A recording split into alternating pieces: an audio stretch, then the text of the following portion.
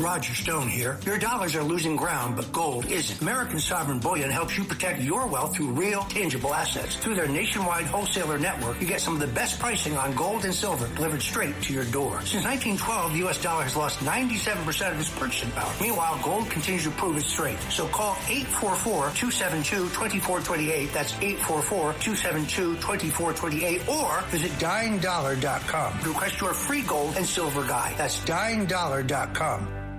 Feisty, fearless, and fair.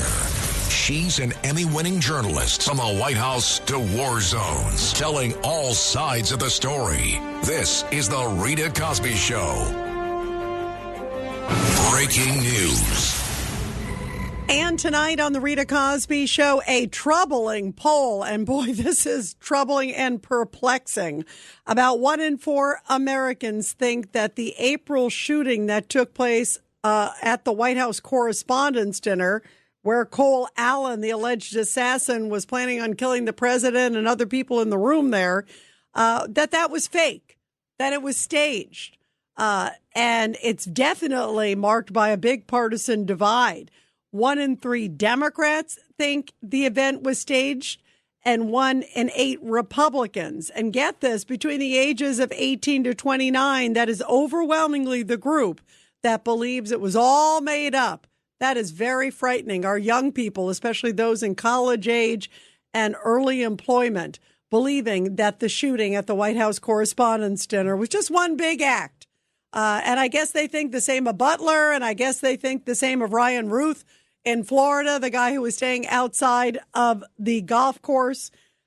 President Trump had his ear nicked, and they think it's staged. I guess they've been watching too many video games, guys. Well, President Trump, meantime, also speaking in a number of interviews as he's heading off to China, as he's juggling so much with Iran and also with the economy and looking at gas prices and everything else. He says so far the economy's holding steady. He also says the courts have had some big wins for Republicans. They sure did. A big one tonight, as I mentioned earlier, in Alabama, essentially giving the Republicans potentially one other seat. It could with the redistricting. There's a lot of big court decisions. And remember, there were not some good ones in the first few months of his term. It was like everything on deportations was like, no, we want to keep that nice terrorist here in America. Please keep him here. Well, now it seems like at least some of the courts have been ruling in the Republicans' favor, saying some of the move by Democrats are not constitutional. And President Trump saying that he thinks the GOP actually is looking pretty good as they head to the midterms in November. I think the Republicans should walk away with the midterms. Now, typically, whoever is president, they vote the other way. Nobody knows this. Do we have a psychiatrist in the group?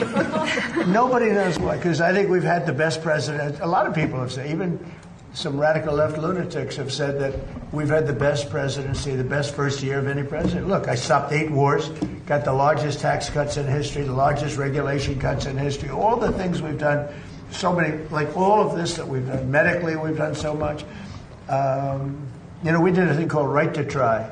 And my first, and I could never understand it when I was a civilian, which wasn't so long ago. I haven't been doing it that long, but I always used to marvel at the fact that if they had a great drug and it had to go through the FDA, and the FDA guarded it and said you can't use it, and if a person was terminally ill and the drug was showing great promise, the person's terminally ill, they wouldn't give it to the person because they didn't want to hurt the person.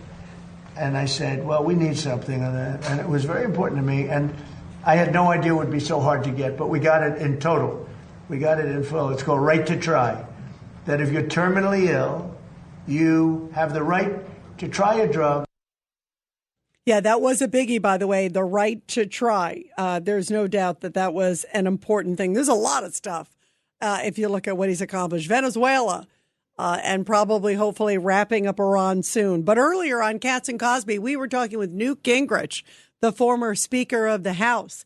And he was talking about the timing of when Trump may now take some action against Iran. By the way, the Wall Street Journal editorial board putting out tonight that they say Iran thinks Trump is bluffing. Well, here's a wake-up call for Iran. He's not bluffing. And here is Newt Gingrich. Yeah, I don't think he can do anything until he comes back from Beijing. I think that they'll be, frankly, too chaotic. And then he's got to make a decision. I think what he has done is he's tried to prove to the world, look, I keep trying to negotiate with these guys, and they're not going to negotiate. And then I think he's got to demand that the Department of War and the CIA develop a strategy to break the government and to replace the regime. Yeah, you've got to replace the regime. We were talking about that earlier. You cannot keep this regime in power. And meantime, the Democrats, it's like everything is Trump derangement syndrome. Trump is terrible. He can't win. It's like they're rooting against America. It really is disgusting. And you don't see any mobility. They're also downplaying, oh, he's going to China. This is terrible. I mean, these people have no limits. I really think a lot of the Democrats have totally lost their mind, at least their moral compass, that's for sure. And nothing was more evident, I thought, this weekend than this interview. I thought was really powerful. Maria Bartiromo on Fox on Sunday had Ro Khanna on, Democrat from California. Now, he's been one of the big critics of President Trump. He and Eric Swalwell and Jamie Raskin and the gang. And with a straight face, Ro Khanna was saying Obama was the best negotiator ever, especially when it came to Iran. Listen to this. Are you suggesting that Obama's leadership on Iran was better? Because under President Obama, there were 14 wire transfers to a hold on. There were 14 wire transfers to a Swiss account linked to Hezbollah between 2014 and 2016. That was a total of $1.7 billion. The same $1.7 billion he told Congress was frozen Iranian assets. Now, there was a back channel to Tehran through Valerie Jarrett, active for 2012 to 2024.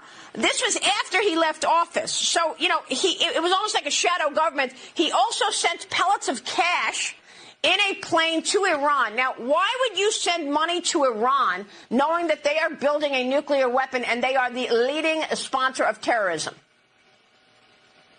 Barack Obama was a great statesman who left America much safer. I wouldn't put Donald Trump in the same paragraph. The reality is when President Obama left, because of the great efforts of people like Valerie Jarrett, we had 97% of the enriched uranium out. The reality is we didn't have 13 American service members dead. The reality is we never had gas go up from $2.30 to $4. The reality is we did not give China more role in the region. Let me finish, Maria. I'll let you finish. Okay, we didn't give China more role in the region. We did not give the IRGC a more hardline regime in there. You know why? Because Obama actually did his homework. He actually tried to engage in statesmanship. He got China, Russia, the entire European allies on board with getting Iran on a path to not having a nuclear weapon. All Trump did is listen to Netanyahu. That's his entire foreign policy. And you know what? I resent the fact that Israel is going to tell the United States what to do. The American president should call the shots in this country. That is such a bunch of hogwash that, like, Israel is. Does anybody out there actually think that Israel is directing President Trump? It's no way nobody directs President Trump. And in fact, Netanyahu has been like so acquiescing to Trump, saying, oh, I'm waiting for the word. I'm waiting for the go ahead from the U.S. Does that sound like Israel is pulling the strings? And here's a little bit more. Here's part two with Maria grilling Ro Khanna.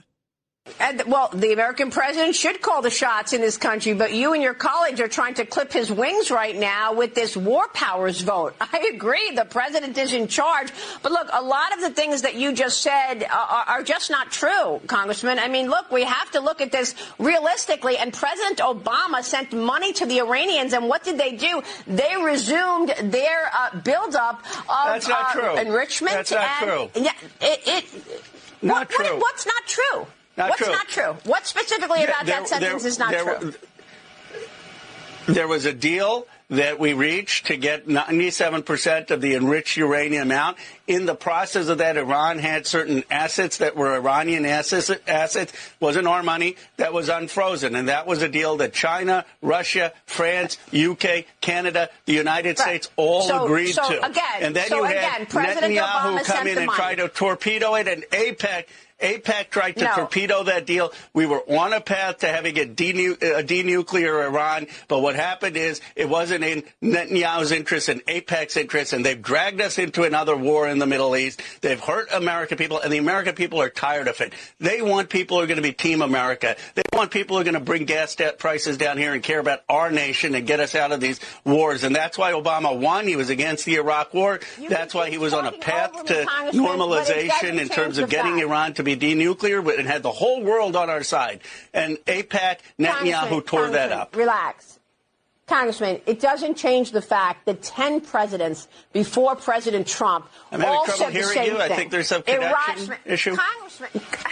Now I can hear you. Congressman, it doesn't change the fact that 10 presidents before President Trump all said the same thing. Iran cannot have a nuclear weapon. They are the leading state sponsor of terrorism. They cannot have a nuclear weapon. And one president delivered, and that was Barack Obama. No, that's not true. Not one of them did anything about it. Barack Obama is the only one who delivered. Congressman, you're talking fantasy. 97% out. Obama did nothing about it. You're talking fantasy. Obama did nothing about it. Not true. Other than send money to the Iranians. Obama got the whole world. He didn't send money to them. That's just factually false. He unfroze Iranian assets, but he had the whole world behind us. How many countries do we have behind us now? Obama had Russia, China, Canada, UK, France, the whole world on board, and they lost 97%. Now, Congressman, now you lost me. Saying Obama had Russia and China in their corner. I think you know better than most that Russia and China are not in our corner. Congressman, we will continue this discussion. On this issue. And we appreciate you. Thank you so much, Ro Khanna. Thank you, Maria. You got it. That was a doozy. Wow. They had Russia and China behind them. I would say that's a problem. Maybe that's a bad deal. He actually literally was saying that Obama's the only one who kept Iran in line. What a ridiculous, factually incorrect, preposterous statement. 1-800-848-9222. 1-800-848-9222. Let's go to David in New Rochelle on line 3. Go ahead, David, your thoughts. Rita, I just wanted to say that they're never going to surrender because it's a death sentence for all of those leaders. They're dead men walking. Well, they're dead men walking. They're dead men walking now, don't you think? No, they're not dead yet. They're going to do whatever they can to prolong whatever they can before they don't want to surrender because they're going to all the communities around them. There are a bunch of militias. They're just waiting for the time that they have the treaty, and every one of those guys, they're going to be killed, and they're petrified. The problem is right now the group is so big. You know there's 200,000 of them, and they're well armed, David. So that's the other issue. I'm talking about these fighters, and I don't think they want to necessarily surrender. I think some of them are just fanatics. They're zealots, like you just said. They can't wait to go to the 70 virgins in the sky. I think a lot of them don't want to. And remember early on in the war, by the way, President Trump essentially put out a plea to the Iranian Revolutionary Guard Corps. Remember, he was in the White House. He was in the Oval Office. And he said, put down your arms now and, we'll take care of you. So had they turned in and turned down their weapons at that point, I think they actually could have gotten like a free cakewalk from President Trump because he would have said, OK, right away there. But now at this point, I think hopefully they're going to be dead either way. Right. I agree with you, but they're doing anything they can to tread water. They're not swimming. They're trying to hold on to their lives as long as they can. Because the moment they surrender, the Israelis will be in there. The communities will start assassinating, and they're petrified. Forget, whether the virgins are in heaven or whatever.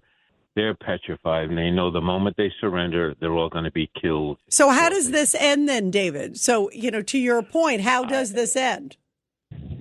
Well, I think President Trump, the Israelis, and any of the European nations want to come in with us and just go in there, eventually put the ground troops on, and the Iranian soldiers, they're going to take their uniforms off right away and try to blend in and survive. That's what's going to happen. They're not going to fight the allies. They're not going to fight us. They're petrified. They know it's over now. They know that.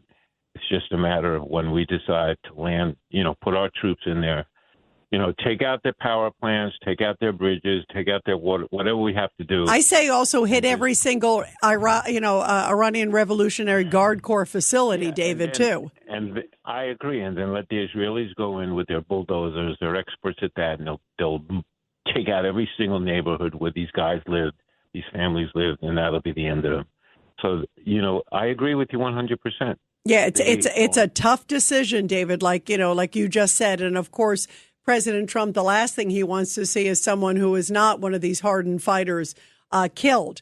But on the other hand, he knows he's got to remove them in some shape or form. And hopefully, obviously, a lot of that activity can be done from the sky. I'm sure the Israelis, like you just said, will certainly take the ground.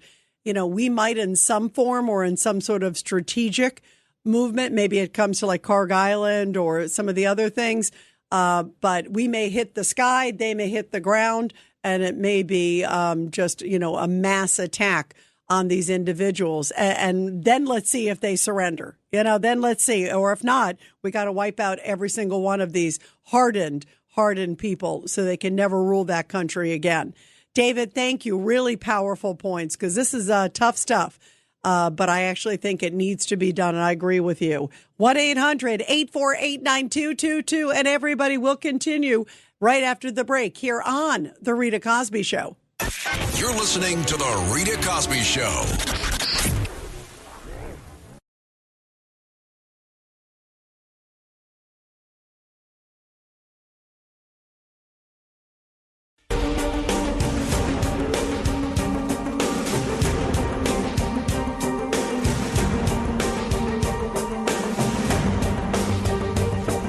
This is The Rita Cosby Show.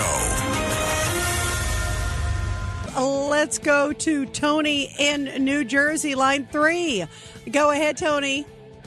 Rita, what a week. What a week. I feel like I've lived already 10 days in this one day. I mean, it's crazy. And this is going to be a historic week, I believe, Tony. I believe so, too. I want to say, first of all, before I say anything else, and this isn't what my call was about, is that I trust the president and that things have got to be settled, and this president is the one who could do it. So putting that aside, I have found so many similarities between the Democratic Party and Iran. And, I've been thinking about this for just months now, with all the war and what Iran is doing and how they're reacting.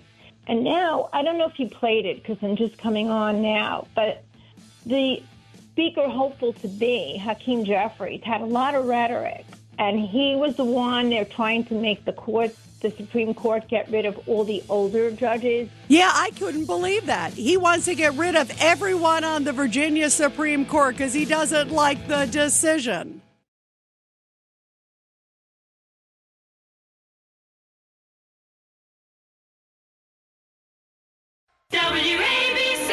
The 77 WABC's Staten Island law firm of Angiuli and Gentili chime time is 11:34. For 40 years, the Staten Island law firm of Angiuli and Gentili has been helping people just like you. Call 718-816-0005 or visit aglawnyc.com.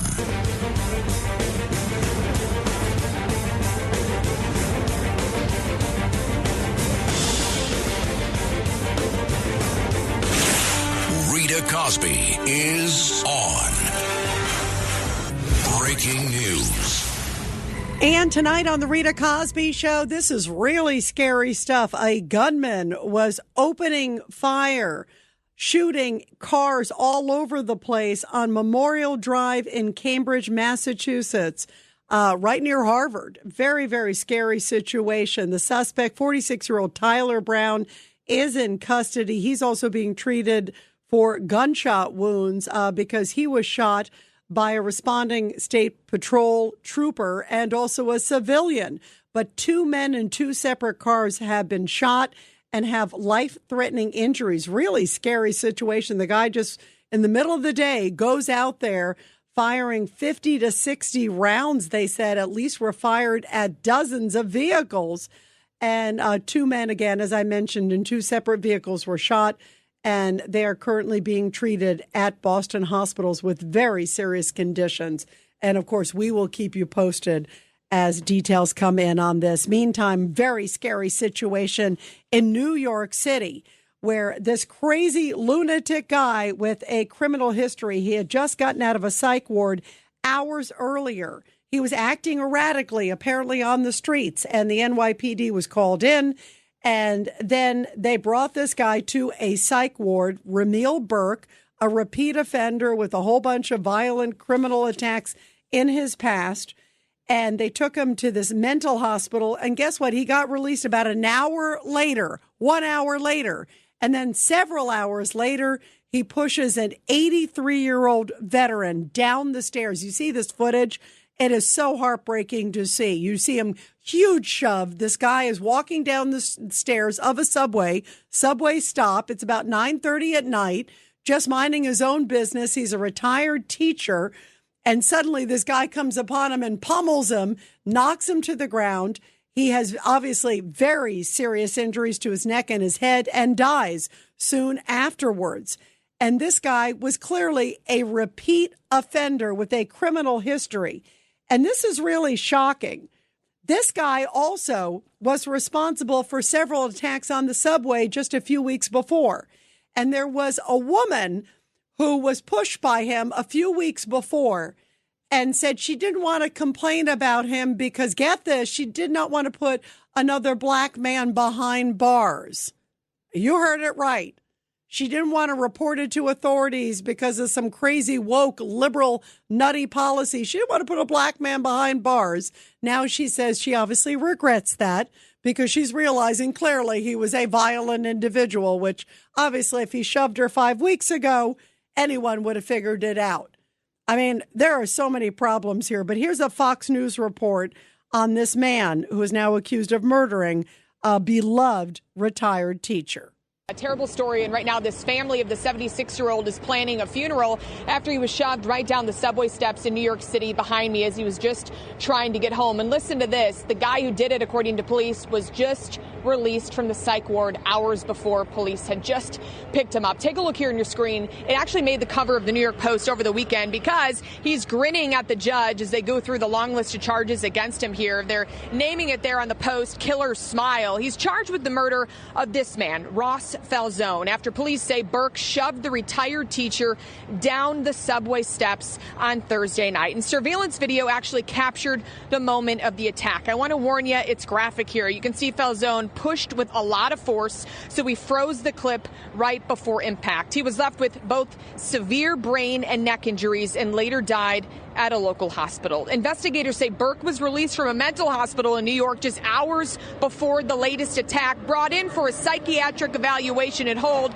after police here saw him acting erratically. So they picked him up and brought him in. But he was back out in the street, Bill, within 1 hour. 1 hour. He was out so fast that sources tell me he actually still had his hospital wristband on when he was arrested for murder. This case, one of 4 murders on the subway system just so far this year. Back in March, you might remember this story. This 83-year-old veteran on his way home was killed, shoved onto the subway tracks. NYPD data shows subway murders are up by 300% already compared to last year. Back out here live, we can tell you we're learning more about Burke's criminal history. Just the other week, Bill, investigators tell me he assaulted 2 people on the subway. But when they tried to talk to those people, they said they didn't want to cooperate with police because they didn't want to put another black man behind bars. Now the girl tells the New York Post she wished she would have cooperated because he wouldn't be out on the street, Bill. That is absolutely disgusting. The girl who didn't want to report it. And then what about the judge who let this guy out? And then there he is grinning. That's on a prior offense. And then this current one, he's grinning. So, I mean, get that smirk off your face. I mean, that to me is just disgusting. The guy has no clue. Apparently, by the way, he used to be like a Broadway performer. It's pretty scary stuff. And then he goes to the psych ward, he gets out, and then he does this to this beloved, apparently very wonderful man, this former teacher. How sad and what a despicable, horrible thing that this man did. And there he is smirking. Oh, my God. I don't know what I would say. If I was a judge and I saw that guy smirk, I'd say, okay, let's add another 10 years. You know, I wish there was more than just life in prison in New York. Let's just put it that way. The teacher's name is Ross Falzone, by the way. And again, no longer with us thanks to this monster. And here's Bill O'Reilly, because we talked with him earlier about his thoughts about the judge in this case. An hour before, and he had 4 prior violence. And, you know, crime is coming down in New York and all across the country. Not exactly sure why. I'm trying to find out what the socioeconomic data is about why crime is coming down. This is a judge thing in the Bronx. This judge, Marva Brown, is one of the most irresponsible jurors I've ever seen. She's let everybody out. It doesn't matter how violent you are. Just does not matter. And, you know, she puts everybody's life in danger when she does that. And this is not the first time for her. And then you'd have to go through removal, but who's going to do that in New York State? Who's going to, you know, get a petition to remove her? No one. So she's protected, and she's the one that let this guy out. And now the retired teacher is dead because she let him out and she didn't have to. Yeah, she didn't have to. First of all, who let somebody like that out who clearly has a history of violence, clearly has a history of mental issues? Who wants to say, yeah, let's put him back out on the street? That's a good place for him. Let's go to Gino in Greenwich on line 2. Go ahead, Gino. Your thoughts tonight here on the Rita Cosby Show.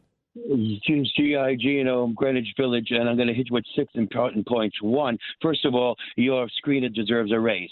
Second of all, all American U.S. presidents up until Trump, at the end of war, since the end of World War II, Rita, have dropped the ball. They didn't exterminate the 2-legged rats, and the Iranian extremists are nothing but evil. They have to be stopped.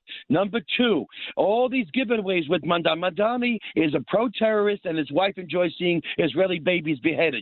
They're both evil. With all of their giveaways, Rita, there's nothing to help American veterans. I'm in a basement apartment in a wheelchair facing eviction in a matter of days, and no one local, state, federal VA is helping. Also, Rita, this is very important.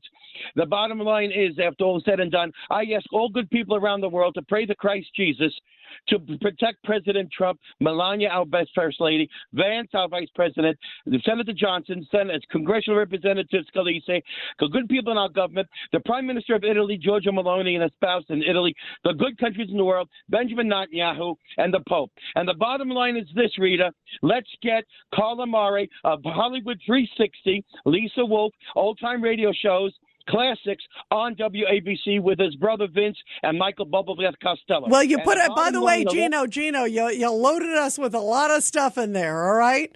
And the most important one, pray for President Trump and pray for all of those folks. You got all your little commercial in there, too. I hope you feel good, Gino. Let's go to Sandra in New Jersey, line 1. Sandra, please give me some sanity after that one. Go ahead on line 1, Sandra. Okay, I'll just kind of, I don't like to change the topics, but tonight I guess I will. Maybe lighten Yeah, go ahead. It doesn't matter. Go ahead. You're welcome anytime. Thank you. So, Savannah Guthrie, I figured we spoke so much about her in the past. I thought I'd give a little update.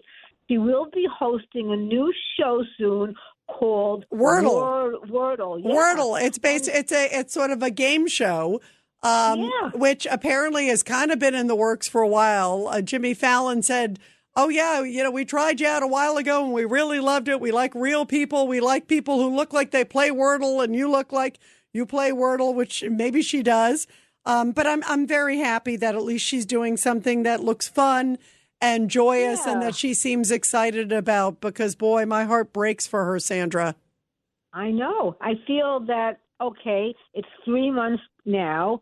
This is going to be a change for her, a change of atmosphere. No more talking about politics, something totally different and very healthy for her. And you never know. Maybe when things become very quiet, and she did offer $1 million now for something regarding the mother. You never know, Rita. Miracles do happen.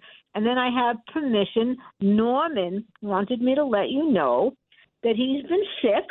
Oh, no. And Yeah. He had some kind of virus, and my husband and I keep urging him to go to the hospital. He won't go. Oh no, is he doing better or not? Well, it's like up and down. One day he has 103 temperature, then it goes down to 101. Tonight I didn't like the way his voice sounded. I said, Norman, you don't sound like All you. right, so is Norman listening now, Sandra? Yes. All right, Norman, go to the hospital, Norman. Go to the doctor at least. You got to get it checked out. Absolutely. Right. Depending how bad. Right. I mean, if the fever is bad, you definitely got to go to the hospital. But most importantly, take good care of yourself. We love you, Norman. You're one of our favorites. And we're going through a norm deprivation tonight because we can't hear you. So, Norman, go to the doctor, and we want a full good medical report in the next 2 or 3 days. Listen to Nurse Sandra, and Nurse Rita, okay? We love you, Norm. Sandra, thank you for letting us know. We love Norm. He's such a good guy. Sandra, thank you very, very much. And I hope he's listening, and I hope he takes both of our advice. Thank you so much. And let's go to Bob in New Jersey, line 4. Bob, your thoughts tonight. Yeah, I hear you talking about the Iran war. I got a very good idea, because I voted for Trump and I had seniors vote, and I look bad now the way things are happening. It ain't because of them, because of what's going on. I say wait, why do you think you look bad now, Bob? I missed that part. Why do you think you look bad now? Well, seniors, I'm going to be 70. Seniors don't get what's going on. Yes, they do, Bob. Yes, they do. He was just down in the Villages recently. He was down there. That's one of the biggest retirement locations in the country, and got a rousing applause. Obviously, there's bigger issues because they're worried about, timetable of making sure, funds are there and money's there. So by the way, I definitely understand everybody's pain right now, not just seniors, but everybody's pain. It's tough. And I think President Trump gets it too. Don't you, Bob? Yeah. No, I'm not disagreeing with you. I'm saying what they're saying, but I got a very good idea because what's happening with gas prices, of course, food's going up because of the oil. Right now would probably be a great time to send the 2000. Remember, he was mentioned about the 2000 stimulus checks. If he'd done this, he would put money in people's pocket, and I think his ratings will go up, and people would understand that they don't understand this. What's going on over there is bad, and we got to do what we got to do. So if you put the checks out, it is going to put back the money that all the money's been taken out of our pocket because of these gas prices. And with COVID, remember back then when COVID was going on, I think that would be a great idea, and then it'll make a lot of people happy. That's a really good idea. The stimulus stuff is a really, really good idea. I mean, obviously, what about taxes, though, Bob? Because a lot of people got more money back on their taxes this year than ever before. Yeah, I'm glad you mentioned that because I called you long. I don't know if you remember me, but then you had to cut me off because of the time was too thin. But I'm a senior. We put a lot out there with our taxes and stuff. I feel they should up and this goes for all seniors. I hope they're listening. I feel seniors should get their wages up a little bit more, on what's going on. What Trump did for the workers and everything, he did a great job on that. But it doesn't affect seniors because most seniors, I looked this up, they get about $900 to $1,200 a month, and we ain't getting no income. Like I said, we put a lot out there with our taxes. We help this country really good. So maybe if he ups the seniors' wages, and like I said, right now, I think would be the best time to put out these stimulus checks. And I guarantee you that a lot of people would say, at least he's doing for people that are struggling. I agree. And, Bob, you actually bring up some great points about doing something to help the seniors because, like you said, they have contributed so much to this great country, given back so much. And it would be a great idea. There's got to be something. I mean, he is looking a lot at the prescription drugs, and obviously a lot of that is also targeted to seniors too as well, so that helps. But you're right. Like the no tax on tips and some of all that other stuff, for waiters and waitresses and all that, typically not, seniors, obviously. But you're right. That would be a home run. And seniors, boy, if anybody deserves it, our seniors do, our great, great seniors who are our gems among us like you, Bob. So we'll have to get in his ear and tell him to do that. Those are great points, Bob. Thank you very much. And everybody, we're going to continue your calls after the break. What's your message to this judge who let this crazy guy out on the subway, and then hours later, this guy pushes this retired teacher to his death? And the guy's smirking in court. It makes me sick. It makes me so furious. And there's a lot of these soft on crime judges in New York and around the country. I think we need to start holding these judges accountable. 1-800-848-9222, 1-800-848-9222. And you are listening to The Rita Cosby Show. And now to our Support Our Heroes. The Rita Cosby Show presents Support Our Heroes. And this is the Tunnel to Towers Foundation Support Our Heroes segment with a very powerful story from Coweta, Georgia, where U.S. Army veteran Harvey Wortham was recognized and honored for his lifetime of service and hard work. And he is believed to be the county's oldest living veteran at 97 years old. Harvey Wortham entered the service just after being drafted in 1954. He was deployed in Germany, where he served as a track mechanic working on tanks and military vehicles during the post-Korean War era. He said, "I am very honored to receive this award. I've definitely been blessed by God to be able to live this long and still to share my experiences." And when asked what he is most proud of, he said not the awards or the accomplishments, but he said the life that he built for his family and the values. And he said, among them, respect for others and love of our country. Wow, what a beautiful message from a great, great veteran. And everybody, help America to never, ever forget. Donate just $11 a month. That's all it takes to make such an enormous difference in the lives of our veterans and their families. Be sure to check out the absolutely incredible Tunnel to Towers Foundation, led by the great Frank Siller, honoring his brother Stephen and so many others. This is the best organization out there. Be sure to check them out at T2T.org. That's T, the number 2, T.org. You're listening to The Rita Cosby Show.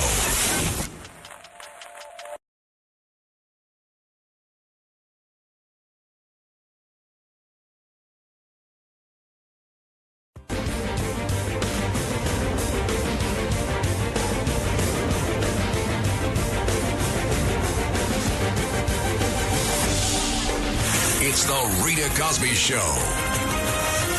Maybe crime is down in other areas, but it is not down if you go down in the subways. And when you see what just happened, unprovoked, this shoving of this young, 76 years old is not that old, a retired teacher. And I brought up 83 because it was a few weeks earlier that a veteran, an 83-year-old, was shoved onto the tracks, remember? So what is it that they feel like they can target whoever they please, these serial offenders? Let's go to Ron real quick in Long Island, line 1. Go ahead, Ron. Hello, Ms. Cosby. Long-time listener, first-time caller. Oh, thank you. I love your happy voice. Thank you. I got to say, I go by the golden rule, do unto others, and I wish these judges, at some point in time would understand that this teacher was a cousin, a father, an uncle, a friend, and it affects lives of local New Yorkers. Absolutely. You're right. And beloved, and apparently the kind of guy who would have helped the serial offender. He was a good-hearted, great man. And this is horrific. 77 WABC and Bergen Newbridge Medical Center honor the life of legendary broadcaster and our friend, Ernie Anastas. Hi, it's Ernie Anastas. You know, your thoughts can affect how you feel. Bergen Newbridge Medical Center is the largest hospital in New Jersey, providing comprehensive, equitable, compassionate, and high-quality emergency inpatient and outpatient medical care, plus mental health services and substance use disorder treatment. The Bergen Newbridge team can address your total health needs in one convenient location. Call 201-225-7130 for an appointment or newbridgehealth.org. This podcast is brought to you by Carvana. Selling your car should feel like one less thing on your list, not one more. With Carvana, it is. Just go to Carvana.com, enter your license plate or VIN, and get a real offer down to the penny. No back and forth, no surprises, just an experience you can trust. Like your offer? Accept it. Schedule pickup, and we'll come to you with a check in hand. Your car, your timeline, your terms. Visit Carvana.com to sell your car today. Carvana. Pickup fees may apply.